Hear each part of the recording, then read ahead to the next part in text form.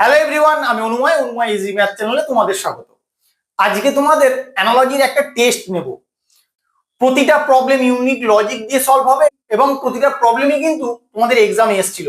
তাই তোমরা আমাকে অবশ্যই কমেন্ট করে জানাবে এবং কতদূর তোমাদের প্রিপারেশন হয়েছে সেটাও তোমরা বুঝতে পারবে। আসো তাহলে ফার্স্ট প্রবলেমটা কি আছে দেখে নাও।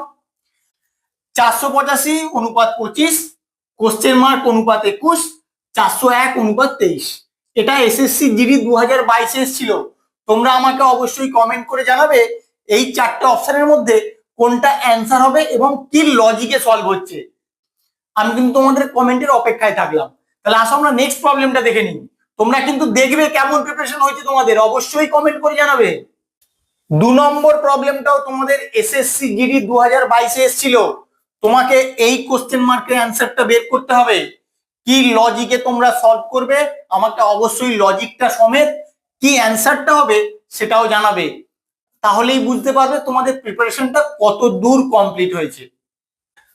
3 নম্বর প্রবলেমটায় তোমাদেরকে এই কোশ্চেন মার্কের অ্যান্সারটা বের করতে হবে। এটাও কিন্তু আইবি 2021 এসেছিল।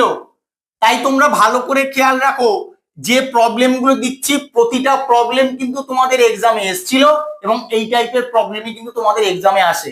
তাই লজিক গুলো তোমাদের ভালো করে খুঁজে বের করতে হবে। আর অপশন গুলো দেখতে পাচ্ছ, কি লজিকে সলভ করলে তুমি ঠিকঠাক অ্যান্সারটা পাবে আমাকে অবশ্যই কমেন্ট করে জানাবে। আমি তোমাদের কমেন্টের অপেক্ষায় রইলাম। তোমরা এই 3টে প্রবলেম সলভ করে দাও আমাকে, তারপরে আমি তোমাদের আরো এইচডব্লিউ দেবো। তোমরা কেমন প্রিপারেশন নিয়েছো তোমরা কিন্তু করতে করতেই বুঝতে পারবে। তাই আমার ক্লাসটা ফলো করো এবং কিভাবে সলভ হচ্ছে তার লজিকটা আমাকে জানাও। যদি কোথাও সমস্যা হয় আমি তোমাদের অবশ্যই হেল্প করে দেবো।